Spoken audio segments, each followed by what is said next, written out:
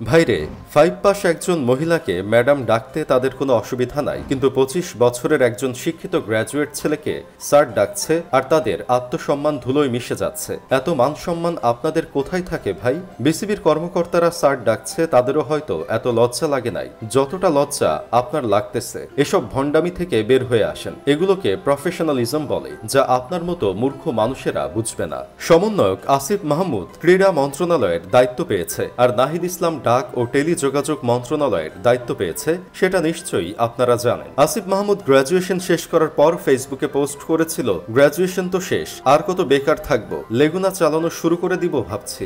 লেগুনা চালাতে চাইছিল, কিন্তু এখন সেই চালাবে দেশ। এটাই হলো ভাগ্য।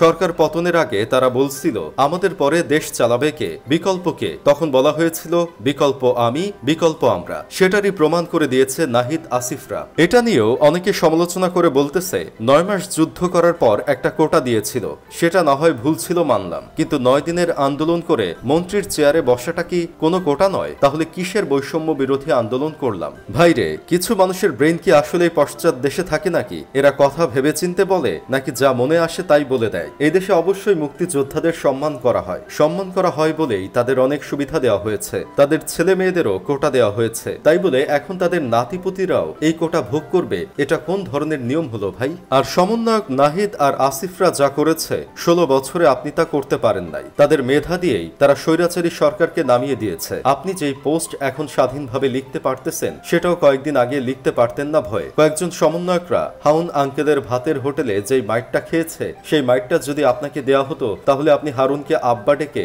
পরদিন আর আন্দোলনে চাইতেন না। এখন আবার মুখে যা আসতেছে তাই বলে যাচ্ছেন। এসব দেখলেই অবাক লাগে। 16 বছর স্বৈরাচার সরকারের শাসন খাওয়া লোক, যাদের ক্ষমতার লোভ নাই, দেশকে ঠিক করতে দায়িত্ব নিয়েছে, তাদের বিরুদ্ধে কথা বলে। আপনাদের তো লজ্জা হওয়া উচিত। আর তারা যদি আন্দোলন করেই পায়, তাহলেও তো কোনো কিন্তু নাই এখানে, কেননা তারা নিজেরা আন্দোলন করে নিজেরা সরকার হয়েছে, তাদের কোনো নাতিপুতিদের তো আর বসায় নাই। আসলে এরা আফসোস লীগের নেতা, কিছু হইলেই এখন ফেসবুকে পোস্ট করে। এই স্বাধীনতা কি আমরা চেয়েছিলাম? কেন ভাই, এতদিন কি তুমি খুব স্বাধীন ছিলে? ভেস্তে ছিলে মনে হয়, যে এখন 5 দিনের মধ্যেই দেশকে ভেস্তের রূপে দেখতে চাচ্ছ?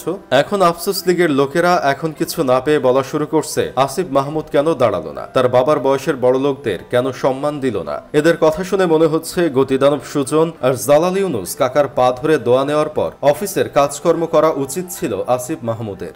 ভাই, একটা কার্যালয়ের তো একটা ম্যানার আছে নাকি? ম্যানার বাদ দিয়ে এদেরকে আদর আপ্যায়ন করে পরিচিত হওয়ার কোনো মানে আছে? এজন্যই মানুষ বলতেছে, যারা ডক্টর আর ডাক্তারের পার্থক্য বুঝে না, তাদের ঠিকই সম্মান দেয়, কিন্তু এরা একজন শিক্ষিত গ্র্যাজুয়েট ছেলেকে সম্মান দিতে জানে না। এসব নিয়ে কেউ বলতেছে আসিফ মাহমুদ যা করেছে সেটা ঠিক করেছে, তাকে ধন্যবাদ জানাই। নাহিদ ইসলামকে দেখলাম সে প্রথম দিন থেকেই কাজের দিকে ফোকাস করতে চাচ্ছিল, কিন্তু এদেরকে কিছু মানুষের ভালো লাগবে না। এদের ভালো লাগবে যারা দেশের টাকা পাচার করে নিজের পকেটে ভরবে।